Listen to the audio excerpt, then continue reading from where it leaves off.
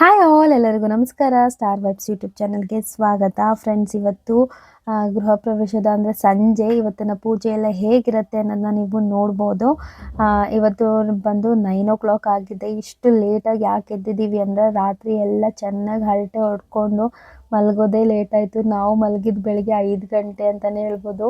5 ಗಂಟೆಗೆ ಮಲಗಿ 9 ಗಂಟೆಗೆ ಎದ್ದೇಳ್ತಾ ಇದ್ದೀವಿ. ಅಷ್ಟು ಮಾತಾಡ್ಕೊಂಡು ರಾತ್ರಿ ಎಲ್ಲ ಟೈಮ್ ಸ್ಪೆಂಡ್ ಮಾಡಿದ್ದೀವಿ. ಅಪ್ಪು ಅಂತೂ ಯಾವಾಗಲೂ ಹೇಳ್ತಾ ಇರ್ತಾನೆ, ಅಮ್ಮ ನಾವು ಬೇರೆ ಮನೆಗೆ ಹೋಗೋಣ, ಬೇರೆ ಮನೆಗೆ ಹೋಗೋಣ, ಅಲ್ಲಿ ಬಾಲ್ಕನಿ ಎಲ್ಲ ಇರುತ್ತೆ, ನನ್ನ ರೂಮ್ ಸಪ್ರೇಟ್ ಆಗಿರುತ್ತೆ, ಕಿಡ್ಸ್ ರೂಮ್ ಇರುತ್ತೆ, ಹಾಗೆ ಮಾಸ್ಟರ್ ರೂಮ್ ಇರುತ್ತೆ ಅಂತ ಎಲ್ಲ. ಆ ಥರ ಇಲ್ಲಿ ಅವನಿಗೆ ಫೀಲ್ ಆಗ್ತಿತ್ತು. ಯಾಕಂದರೆ ಕಿಡ್ಸ್ ರೂಮು ಹಾಗೆ ಬಾಲ್ಕನಿ ಎಲ್ಲ ಇದ್ದಿದ್ದರಿಂದ ಅವ್ನು ತುಂಬ ಫೀಲ್ ಮಾಡ್ತಾ ಇದ್ದ. ಅಮ್ಮ ನಾವು ಇದೇ ಥರ ಮನೆಗೆ ಹೋಗೋಣ ಅಮ್ಮ, ನಾನು ಯಾವಾಗಲೂ ಹೇಳ್ತೀನಿ ನೀನು ಕೇಳೋದೇ ಇಲ್ಲ ಅಂತ ಹೇಳ್ತಿದ್ದ. ಸ್ವಂತ ಮನೆ ಅಂತ ನಮಗೂ ಇದೆ, ಊರಲ್ಲಿದೆ. ಆದರೆ ಇಲ್ಲಿ ಬೆಂಗಳೂರಲ್ಲಿ ನಾವು ರೆಂಟಿಗಿರೋದ್ರಿಂದ ಜಾಸ್ತಿ ರೆಂಟ್ ಕೊಟ್ಟು ನಾವು ಹೋಗೋಕ್ಕೂ ಆಗಲ್ಲ, ಸುಮ್ಮನೆ ವೇಸ್ಟ್ ಮಾಡ್ಕೊಂಡಂಗೆ.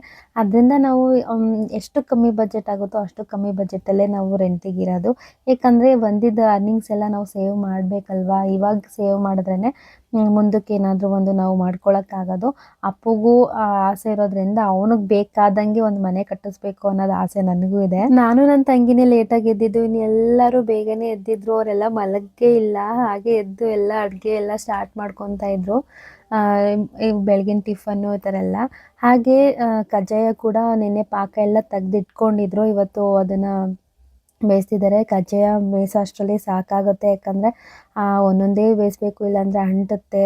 ಈ ಥರ ತುಂಬಾ ಕಜ್ಜಾಯ ಮಾಡ್ತಿದ್ರು. ಯಾಕಂದರೆ ಬಂದವ್ರಿಗೆಲ್ಲ ಊಟಕ್ಕೂ ಕೂಡ ಕೊಡಬೇಕು, ಹಾಗೆ ಬಂದವ್ರಿಗೆಲ್ಲ ಕೊಡಬೇಕು ಅನ್ನೋದಕ್ಕೆ ಜಾಸ್ತಿನೇ ಮಾಡಿದ್ದು ಕಜ್ಜಾಯ. ಬೆಳಗ್ಗೆ ಸ್ಟಾರ್ಟ್ ಮಾಡಿದ್ದು, ಸಂಜೆ ಗಂಟನೂ ಕಜ್ಜಾಯ ಬೇಯಿಸ್ಕೊಂಡೇ ಕೂತಿದ್ರು ಇವರು. ಅಜ್ಜಿ ಅಂತೂ ಅಡುಗೆ ಮಾಡ್ತಿದ್ರು. ಇವತ್ತು ಅವ್ರ ಕೈಲಿ ಮಳಿಕೆ ಕಟ್ಟಿದ ಸಾರು ಊಟ ಮಾಡ್ತಾಯಿದ್ದೀವಿ. ಅಜ್ಜಿ ಅಂತೂ ಸೂಪರಾಗಿ ಸಾಂಬಾರು ಮಾಡ್ತಾರೆ. ನನಗಂತೂ ಅವ್ರು ಮಾಡೋ ಸಾಂಬಾರು ಹಾಗೆ ಊಟ ಎಲ್ಲ ನನಗಿಷ್ಟ, ಅವ್ರು ಮಾಡೋದೆಲ್ಲ. ಹಾಗೆ ಸ್ವಲ್ಪ ಬಿಡಿ ಹೂವೆಲ್ಲ ತೊಗೊಬಂದಿದ್ರು, ಅದನ್ನು ಕಟ್ಟೋಣ ಅಂತ ಕಟ್ತಾ ಇದೆ. ಮಲ್ಲಿಗೆ ಹೂವು ಆಗಿದ್ದಿದ್ರೆ ಬೇಗನೆ ದಂಡೆ ಹೊಡೆದ್ಬಿಡ್ಬೋದು 5 minutesಲ್ಲೆಲ್ಲ. ಆದರೆ ಕನಕಾಂಬರ ಹೂ ದಂಡೆ ಹೊಡೆಯೋ ಅಷ್ಟರಲ್ಲಿ ಸಾಕಾಗೋಗುತ್ತೆ.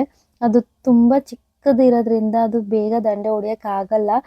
ಒಂದೊಂದು ಸಲಿಗೆ 4 ಹೂವು ಇಟ್ಟರು ಲೇಟಾಗಿ ಅದು ಆಗೋದು. ಮಲ್ಲಿಗೆ ಹೂವು ಇದ್ದಿದ್ರೆ ಪಟ ಅಂತ ದಂಡೆ ಹೊಡೆದು ಇಟ್ಬಿಡ್ತಿದ್ದೆ. ಬಟ್ ಮಲ್ಲಿಗೆ ಹೂವು ಇರಲಿಲ್ಲ. ನನಗೆ ಹೂ ಕಟ್ಟೋಕ್ಕೆ ಬರಲ್ಲ, ಆದರೆ ದಂಡೆ ಮಾತ್ರ ನೀಟಾಗಿ ಹೊಡಿತೀನಿ ನಾನು ಈ ದಂಡೆ ಹೊಡಿಯೋದನ್ನ ನಾನು ಚಿಕ್ಕವಳಿದ್ದಾಗಲೇ ಕಲ್ತ್ಕೊಂಡಿದ್ದು. ಆವಾಗಿಂದನೂ ಅಷ್ಟೇ, ಯಾವುದೇ ಫಂಕ್ಷನ್ಗೆ ಹೋದ್ರೂ ಒಂದಿಷ್ಟು ಹೂ ತೊಗೊಂಡು ನಾನು ದಂಡೆ ಹೊಡೆದಿಡ್ತಾ ಇರ್ತೀನಿ. ಅಜ್ಜಿ ಮಾಡಿರೋ ಮೊಳಕೆ ಕಟ್ಟಿನ ಸಾಂಬಾರು, ಅವರಂತೂ ಸೂಪರಾಗಿ ಅಡುಗೆ ಮಾಡ್ತಾರೆ. ಇದು ಅಂತಲ್ಲ, ಎಲ್ಲ ಅಡುಗೆನೂ ನನಗೆ ಇಷ್ಟ ಆಗುತ್ತೆ ಅವ್ರು ಮಾಡೋ ಅಡುಗೆಗಳಲ್ಲಿ. ಹಾಗೆ ಸಂಜೆ ಆಗಿತ್ತು. ಈಗ ಹೊಸಮನೆಗೆ ರೆಡಿಯಾಗಿ ಎಲ್ಲ ಹೋಗ್ತಾ ಇದ್ದೀವಿ. ಇವಾಗ ಅಲ್ಲಿ ಹೋಮ ಎಲ್ಲ ಇತ್ತು ನೈಟು. ಸೊ ಈಗ ಹೋಗಬೇಕು ಅಲ್ಲಿಗೆ, ಹೊಸಮನೆಗೆ. ಅದಕ್ಕೆ ಮಕ್ಕಳನ್ನೆಲ್ಲ ಫಸ್ಟ್ ರೆಡಿ ಮಾಡ್ತಾ ಇದೆ. ಇವರೆಲ್ಲ ನಮ್ಮ ಅಕ್ಕನ ಮಕ್ಕಳು, ಅಂದರೆ ಆಂಟಿ ಆಗಬೇಕು. ಅವರು ಕೂಡ ಅವ್ರ ಮಕ್ಕಳು. ಇವ್ರನ್ನೆಲ್ಲ ಫಸ್ಟ್ ರೆಡಿ ಮಾಡಿ 4 ಜನ ಹೆಣ್ಮಕ್ಳನ್ನ ರೆಡಿ ಮಾಡಿ ನೆಕ್ಸ್ಟ್ ನಾನು ರೆಡಿ ಆಗಿದ್ದು. ಇವಾಗಿನ ಮಕ್ಳಿಗಂತೂ ಮೇಕಪ್ ಅವರೇ ಮಾಡ್ಕೊತಾರೆ, ನಾವು ಮಾಡಬೇಕು ಅನ್ನೋದು ಏನಿಲ್ಲ.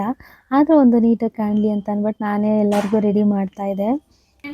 ನಮ್ಮ ಅಕ್ಕ ಮನೆ, ಇಲ್ಲಿರೋದು ನಮ್ಮ ಅಜ್ಜಿ, ಇಲ್ಲಿರೋದು ನಮ್ಮ ಚಿಕ್ಕಮ್ಮ, ಅಂದ್ರೆ ನಮ್ಮ ಅಮ್ಮನ ಸ್ವಂತ ತಂಗಿಯವರು.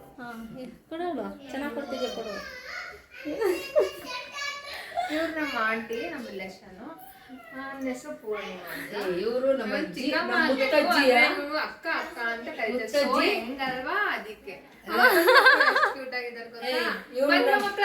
ಯೋಗ ಮುತ್ತಜ್ಜಿಯ ತಮ್ಮನ ಮಗಳು, ತಮ್ಮನ ಸೊಸೆ.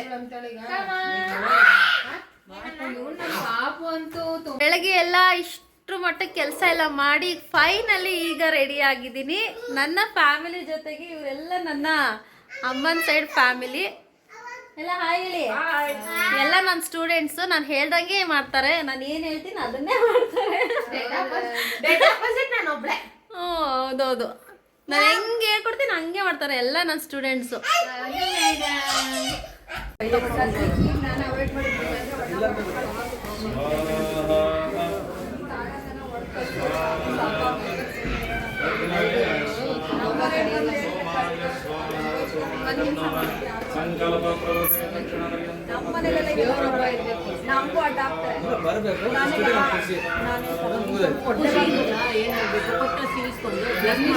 ಕೊಡ್ಲೇಬಾರ್ದಾಗಿತ್ತು.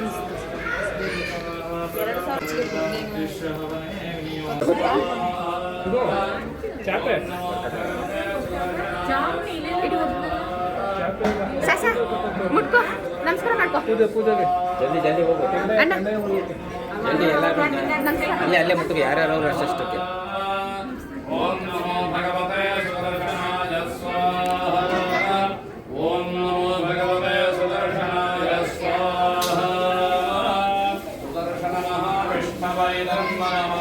ಆ ಕಡೆ ಎಲ್ಲ ಪೂಜೆಗೆಲ್ಲ ರೆಡಿ ಮಾಡ್ಕೊತಾ ಇದ್ರು, ಈ ಕಡೆ ಎಲ್ಲ ಅಡುಗೆಗೆಲ್ಲ ರೆಡಿ ಮಾಡ್ಕೊತಾ ಇದ್ರು. ಟೇಸ್ಟ್ ಎಲ್ಲ ಸೂಪರಾಗಿತ್ತು ಇವ್ರು ಮಾಡಿದ ಅಡುಗೆ ಎಲ್ಲ. ನೈಟಿಗೆ ಮತ್ತು ಬೆಳಗ್ಗೆ ಟಿಫನ್ಗೆ ಮಧ್ಯಾಹ್ನಕ್ಕೆಲ್ಲ ಎಲ್ಲ ಪ್ರಿಪೇರ್ ಮಾಡ್ಕೊತಿದ್ರು. ಈಗಲೇ ಎಲ್ಲ ರುಬ್ಬಕಲ್ಲು ಎಲ್ಲ ಇಲ್ಲಿಗೆ ತಂದುಬಿಟ್ಟಿದ್ರು. ಎಲ್ಲ ಇಲ್ಲೇ ಪ್ರಿಪೇರ್ ಮಾಡ್ಕೊತಾ ಇದ್ರು ಅಡುಗೆಗೆಲ್ಲ. ಎಲ್ಲೇ ಹೋದ್ರೂ ಈ ಮಕ್ಕಳನ್ನೆಲ್ಲ ಹಿಡಿಯೋದೇ ಒಂದು ದೊಡ್ಡ ಕಷ್ಟ ಆಗ್ಬಿಟ್ಟಿರತ್ತೆ. ಯಾಕಂದರೆ ಅವ್ರದ್ದು ಒಂದು ಗ್ರೂಪ್ ಸೇರ್ಕೊಬಿಟ್ಟಿರತ್ತಲ್ಲ, ಅವರು ಬಿಟ್ಟು ಬರೋದೇ ಇಲ್ಲ. ನಮಗೇನು ಭಯ ಅಂದರೆ ಎಲ್ಲಿ ಮೇಲೆ ಹತ್ತಿ ಇಳಿದು ಏನಾದರೂ ಏಟ್ ಮಾಡ್ಕೊತಾರೋ ಅನ್ನೋದು ಸಿಕ್ಕಾಪಟ್ಟೆ ಭಯ ಆಗ್ತಾ ಇರುತ್ತೆ. ಬಟ್ ಈ ಗುಂಪು ಮಾತ್ರ ಬಿಟ್ಕೊಡೋದೇ ಇಲ್ಲ, ಯಾವಾಗಲೂ ಜೊತೆಲೇ ಇರ್ತಾರೆ. ಅಜ್ಜಿ ಜೊತೆ ಒಂದಷ್ಟು ತಲಾಟೆ ಮಾಡಿಕೊಂಡು, ಒಂದಷ್ಟು ಕಾಮಿಡಿ ಮಾಡಿಕೊಂಡು, ಅವ್ರ ಕೈಲಿ ಅದೇಳು ಇದೇಳು ಅಂತ ಏನೇನೋ ಹೇಳಿಸ್ಕೊಂಡು ತುಂಬ ಕಾಮಿಡಿ ಮಾಡ್ಕೊಂಡು ಫ್ಯಾಮಿಲಿ ಎಲ್ಲ ಎಂಜಾಯ್ ಮಾಡ್ತಾಯಿದ್ದೋ. ಫ್ಯಾಮಿಲಿ ಅಂದರೆ ಹೀಗೆ ಇರಬೇಕಲ್ವಾ. ಸ್ಯಾಟಲೈಟ್ ಅಂತ ಅದಕ್ಕೆ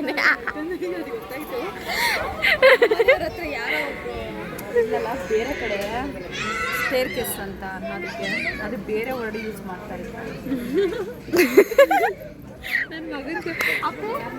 ನಾವಂತೂ ನಮ್ಮ ಅಜ್ಜಿಗೆ ಸಖತ್ ಕೀಟ್ಲೆ ಮಾಡ್ತಾನೆ ಇದ್ದೋ. ಯಾಕಂದರೆ ಅದನ್ನ ಹೇಳು ಇದನ್ನ ಹೇಳು ಅಂತ. ಯಾಕಂದರೆ ಕೆಲವೊಂದು ವರ್ಡ್ಸು ಪ್ರೊನೌನ್ಸ್ ಬರ್ತಾ ಇರಲಿಲ್ಲ, ಅದನ್ನು ರಾಂಗ್ ಆಗಿ ಹೇಳ್ತಾ ಇದ್ರು. ಅದನ್ನು ನಾವಿಲ್ಲಿ ಡಿಸ್ಕಸ್ ಮಾಡ್ತಿದ್ದೋ ಎಲ್ಲರೂ. ಹಾಗೆ ನಾವುಗಳು ಅಷ್ಟೇ ಎಲ್ಲಾನು ಕರೆಕ್ಟಾಗಿ ಹೇಳ್ತೀವಿ ಅಂತಲ್ಲ, ಈಗ ನಾವುಗಳು ಒಂದೊಂದು ವರ್ಡ್ನ ಕರೆಕ್ಟಾಗಿ ಹೇಳೋಲ್ಲ. ಫ್ಯಾಮಿಲಿ ಎಲ್ಲ ಸೇರಿದಾಗ ಒಂದು ಫನ್ ಮಾಡೋಕ್ಕೆ ಯಾವ್ದಾದ್ರು ಒಂದು ಟಾಪಿಕ್ ಬೇಕಾಗುತ್ತೆ. ಅದೇ ರೀತಿ ಅಜ್ಜಿನ ನಾವು ಇಟ್ಕೊಂಡಿದ್ದೋ. ನಮ್ಮ ಅಜ್ಜಿನೂ ಕೂಡ ಹಾಗೆ ಎಲ್ಲದಕ್ಕೂ ಸಪೋರ್ಟ್ ಮಾಡ್ತಾರೆ. ಓ ಹಿಂಗಂದೆ ಹಂಗಂದೆ ಆ ಥರ ಏನು ನಮ್ಮ ಮೇಲೆ ಇದು ಮಾಡಲ್ಲ. ನಮ್ಮ ಮನೇಲಂತೂ ಒಂದು ಪುಟ್ಟ ಮಗುವಿಂದನೂ ಒಂದು ದೊಡ್ಡೋರು ವಯಸ್ಸಾಗಿರೋರ್ ಗಂಟನೂ ಎಲ್ಲರೂ ಬರೀ ಜೋಕರ್ಗಳಂತಲೇ ಹೇಳ್ಬೋದು. ಎಲ್ಲರೂ ಒಂದೊಂದು ಇದರಲ್ಲಿ ಜೋಕ್ ಮಾಡ್ತಾನೆ ಇರ್ತಾರೆ.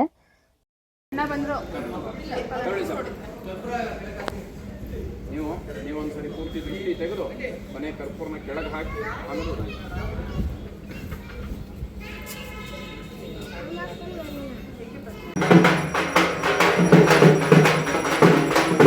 ಮನೆಗೆ ಕಂದಾಯ ಕರೆಸ್ಬೇಕು ಅಂತ ಅಂದ್ಬಿಟ್ಟು ನೈಟೇ ಬಂದಿದ್ರು ಇವರು. ದೇವಸ್ಥಾನದಲ್ಲೇ ಇದನ್ನು ದೇವ್ರನ್ನೆಲ್ಲ ಇಟ್ಟಿದ್ರು. ಬೆಳಗ್ಗೆ ನಾವು ಮನೆಗೆ ತೊಗೊಂಡು ಹೋಗೋಣ ಅಂತ ಅಂದ್ಕೊಂಡು ಈಗ ದೇವಸ್ಥಾನದಲ್ಲಿ ಎಲ್ಲ ಪೂಜೆ ಎಲ್ಲ ಮಾಡ್ತಿದ್ದಾರೆ. ಹಾಗೆ ನಾನು ಇನ್ನೊಂದು ಹೇಳಲೇಬೇಕು, ಯಾಕಂದರೆ ಮಂಗಳಮುಖಿಯವರು ಎಲ್ಲ ಕಡೆ ಈಗ ಫಂಕ್ಷನ್ ಆಗುತ್ತೆ ಅಂತಂದರೆ ಬರ್ತಾರೆ. ಬಂದವರು ಏನು ಅಂದರೆ ಅವರು ಎಷ್ಟು ಅಮೌಂಟ್ ಕೊಡ್ತಾರೆ ಅಷ್ಟು ಅಮೌಂಟ್ ಇಸ್ಕೊಂಡು ಹೋಗಬೇಕು.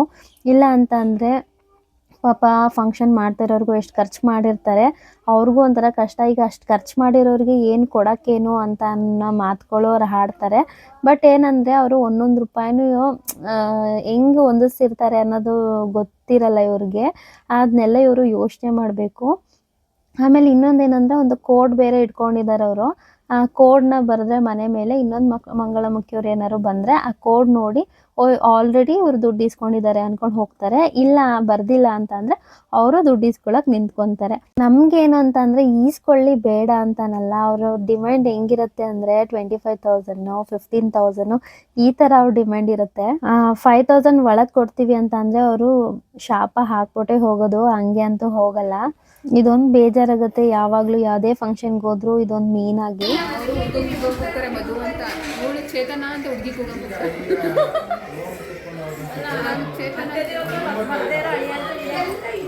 ಅತ್ತೆದೀರ ಹತ್ರ ಬರ್ದೇ ಇರೋ ಹಳಿಯ ಅಲ್ಲಿ ಕೂತಿದ್ದಾರೆ.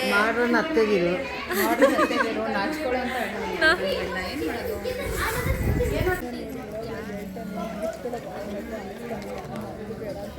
ಏನು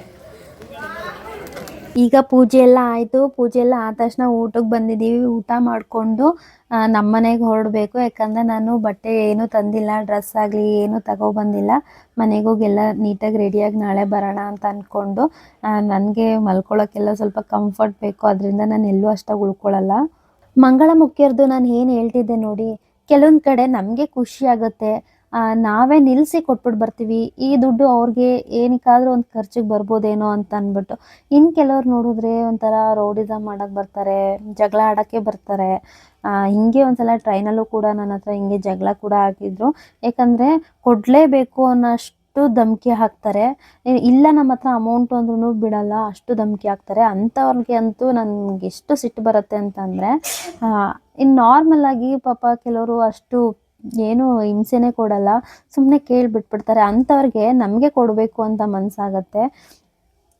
ಈ ರೀತಿ ಇರ್ತಾರೆ, ಏನು ಮಾಡೋಕ್ಕಾಗುತ್ತೆ. ಈಗ ಅವ್ರಿಗೂ ಪಾಪ ಜೀವನ ಕಟ್ಕೊಬೇಕು, ದುಡ್ಡು ಬೇಕಾಗತ್ತೆ. ಕೆಲವೊಂದು ಸಿಚುವೇಶನ್ ಆ ಥರ ಮಾಡುತ್ತೆ, ಏನೂ ಮಾಡೋಕ್ಕಾಗಲ್ಲ. ಈಗ ನಮಗೂ ಕೆಲವೊಂದು ಫಂಕ್ಷನ್ ಮಾಡಬೇಕಾದ್ರೆ ಈ ಥರ ಎಲ್ಲ ಬೇಜಾರಾಗುತ್ತೆ, ಅವ್ರಿಗೆ ಮಾಡಿಬಿಟ್ರಲ್ಲ ಅನ್ನೋದೊಂದಷ್ಟೇ. ಸೊ ಇವತ್ತಿನ ವ್ಲಾಗ್ ಇಲ್ಲಿಗೆ ಎಂಡ್ ಮಾಡ್ತಾಯಿದ್ದೀನಿ. ಈ ವ್ಲಾಗ್ ನಿಮ್ಗೆ ಏನಾದರೂ ಇಷ್ಟ ಆಗಿದ್ರೆ ಲೈಕ್ ಮಾಡಿ, ಶೇರ್ ಮಾಡಿ, ಕಮೆಂಟ್ ಮಾಡಿ.